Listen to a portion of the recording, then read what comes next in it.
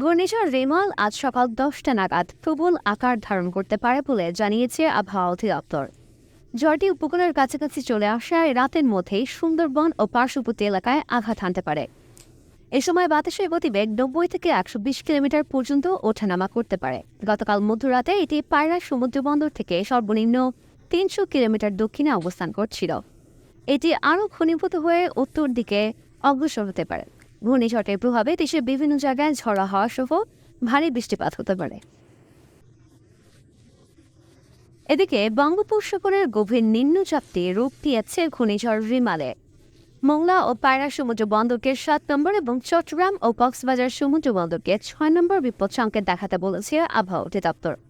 ঘূর্ণিঝড়ের প্রভাবে উপকূলীয় দ্বীপ জেলাগুলোতে জলোচ্ছ্বাস হতে পারে 8 থেকে 9 ফুট উচ্চতায়। এসব তথ্য জানিয়ে দুর্যোগ ব্যবস্থাপনা ও ত্রাণ প্রতিমন্ত্রী মহিবুর রহমান বলেছেন, দুর্যোগের ক্ষয়ক্ষতি মোকাবেলায় নেওয়া হয়েছে সব ধরনের প্রস্তুতি। বিস্তারিত জানাচ্ছেন ইকরামুল হক স্যার।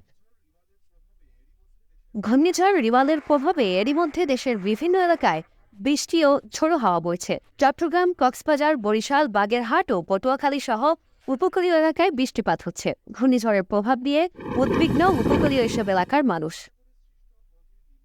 বঙ্গোপসাগরে সৃষ্ট গভীর নিম্নচাপটি শনিবার সন্ধ্যার পর রূপ নেয় ঘূর্ণিঝড় রিমাল। এর মূল অংশ রোববার ভোর থেকে ভারতের পশ্চিমবঙ্গের সাগর, আইল্যান্ড এবং বাংলাদেশের পটুয়াখালীর খেপুপাড়ার মধ্য দিয়ে অতিক্রম শুরু করতে পারে। ঘূর্ণিঝড়টি 70% বাংলাদেশ এবং 30% ভারতে আঘাত হানতে পারে। আবহাওয়া অধিদপ্তর বলছে এটি চূড়ান্তভাবে আঘাত হানতে পারে রোববার সন্ধ্যার মধ্যে। যেহেতু রেমাল মোটামুটি আমাদের ঘূর্ণিঝড়ে রূপান্তরিত হয়ে গেছে, সুতরাং এখন আমাদের আর কাউক্ষেপণের সময় নেই।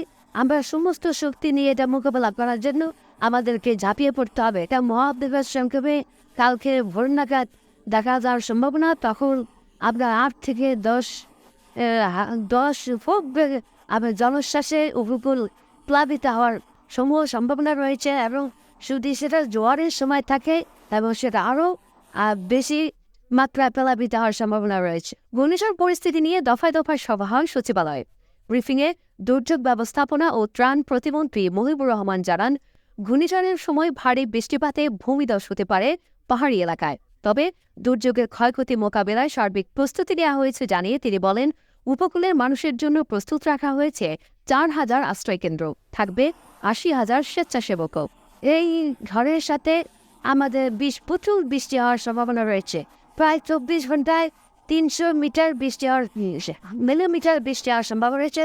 তাতে আমাদের পার্বত্য অঞ্চল, পাহাড়ি অঞ্চল ল্যান্ডস্লাইড দেখা যাওয়ার সম্ভাবনা। ক্ষয়ক্ষতি এড়াতে যথাসময়ে নিরাপদ আশ্রয়ে অবস্থান নিতে উপকূলবাসীকে আহ্বান জানিয়েছে সরকার। ইকরামুল হক সায়েম, এটিএন বাংলা, ঢাকা।